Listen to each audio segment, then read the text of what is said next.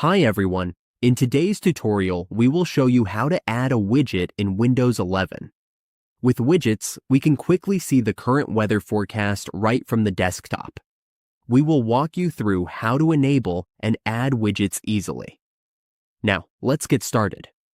On the Windows 11 desktop, right-click the taskbar. This is the taskbar. Right-click on it, then select Taskbar Settings. To turn on widgets, simply click this option to enable widgets. Then minimize this window. As we can see, we already have widgets here. We just need to click on it. Under the Widgets panel, click the plus sign. Here, we will search for the weather widget. Click it to add the widget.